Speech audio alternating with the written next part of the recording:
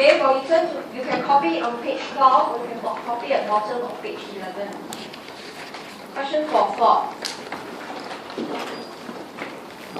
We saw that if interest rate was almost near zero, money demand was infinite. We hold our money in our hands because we don't trust the banks.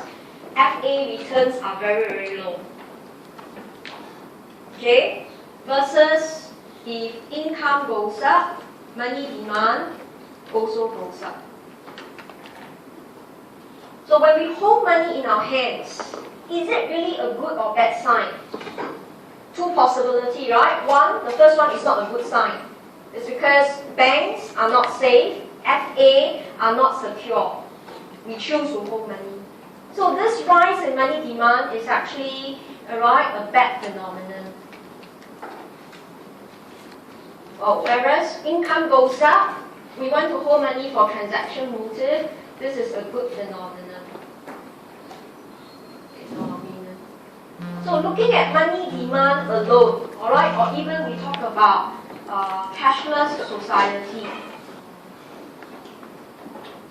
money demand close to zero. It's actually a good phenomenon because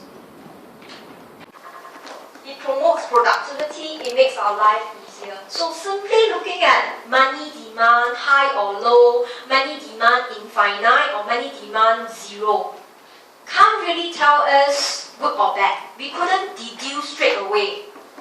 Right? Therefore, studying money demand alone is not good. Okay? The accompanied concept to study money demand is actually velocity. We don't want money to be in our hands, but we want to have money pass around. That's the concept called velocity. Okay? So from page 1 to 11, I merely taught you what is money demand, how to measure. But after we measure it and we got a value, it can't really tell me as an economic advisor to government, is it good or bad? So I need another indicator. So the second indicator is known as velocity of money. Money does not just stay in my hand, but money must travel. Alright, that's the term velocity. So if you found it very mouthful, it's just what I call number of times money changes hand. So you don't just hold it in your hands, you must pass around. Alright? Okay? So this velocity of money is actually your GDP, P times Y, divided by your money stock. Okay? If you're not familiar with money stock, this is your currency. Okay? Now, I don't want to use this example. I'll give you another simpler example. You can go back and work this out. Okay? I'll use a very simple example. Imagine in this room, okay, I was authorized, okay, to print a $20 note. So money supply in this room is $20. So M is 20 and there's only one piece. Okay, now, period 1. Okay, I send one of you out to use this $20, alright, to go to the bookshop. Okay, and buy pens. So the value of transaction, P times Y is 20. But M is still 20. This one is quite reasonable. You pay the $20 note, alright, to the cashier, and in return you get $20 worth of pens. So GDP, alright, is $20. Okay? Now, in period 2, okay, the cashier took your $20, right? This $20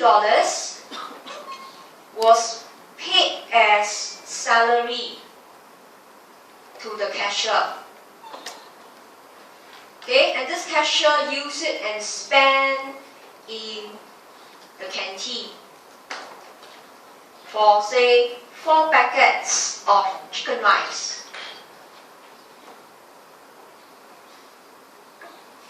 Alright, Alright, so in this case, the PY was 20. Okay, so now in period 2, we took $20 that was printed by me, you went to the bookshop. You pay Popular Bookshop my $20 note. Alright, and in return you get $20 worth of pens. So this $20 note, the same $20 note, okay, was now paid as salary to the cashier. She took the $20 note I printed. Alright, and she spent it in the canteen on 4 packets of chicken rice. So she gave the chicken rice seller my $20 note. So the value of chicken rice is $20, but what is the M? The M is still the one piece of $20. So see carefully, what is the GDP? The GDP was 20 plus 20, which is 40. Alright, the amount of transaction in our mini economy. $20 at Popular Bookshop, $20 at the canteen. GDP is 40. But my money stock is still 20. It's the same $20 note. So in this case, velocity is PY over M is 2. I pass the money around 2 times. That's called velocity. So do you want money in your hands? No what? If I print $20, it sits in this room. The economy didn't grow. There's only a $20 note sitting in this room. But the moment this $20 traveled to Popular Bookshop, from Popular Bookshop traveled to the canteen, imagine the story goes on. Correct? The chicken rice holder with the $20 note buy ingredients. Make another payment. GDP is always growing, but your M is always constant. It's the same $20 note. Velocity goes up. So what do you want? Do you want high money demand? No, you want high velocity. So you need to know how much money is in the economy, but more importantly, you must know velocity of income. Alright? So in this case, you go back, you can check out the value. Just take GDP, divide by your M. You get your velocity. But the point is here. Alright? So let's summarize here. Velocity is PY, GDP divided by M. Okay? So if M is constant, you don't print money, but PY goes up. Then in this case, you know velocity goes up. Because when PY goes up, you know that if Y goes up, money demand also goes up. So it's not good enough to know money demand goes up. Right? That individually now there is a $20 income at the cash. Initially she don't earn a salary. But now you pay her a $20 salary. She has a chance to hold a $20 for a while. So money demand went up. But it's not good enough. Alright? But we must translate that as velocity went up. Okay? But however, okay, just a simple exercise to show you. If M actually went down, PY was constant. Alright, then money demand, because Y was constant, right? Okay, money demand actually was held as constant.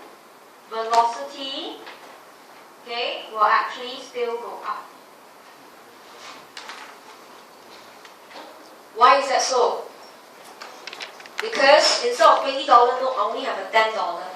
How can a $10 note generate $40 activity? It must pass around 4 times. So what is more important? Money demand or velocity? Velocity. You see, velocity is more important, not money demand. But we need to know money demand. Alright, we need to know money demand because we want to know what money is in our hands because we are insecure, or money is in the bank because we trust the banks. So a lot of times when students study money demand, they just say, oh, we hold money. But to the government, so what you hold money? Government must know if you hold the money, did you part with it? If you part with it, it's velocity. Velocity is more important than money.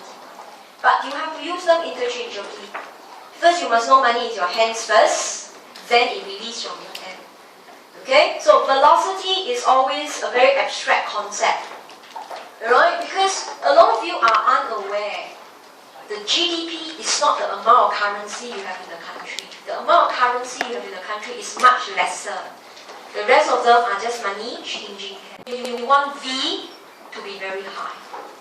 Alright? Okay? So this is actually the most abstract component of money demand. If you can cope with up to page 11, you are okay. But remember, if eventually you want to go into work in the banking sector, you want to do monetary economics, you want to do postgrad studies, you must know velocity. So when I see you next week, okay, I will finish this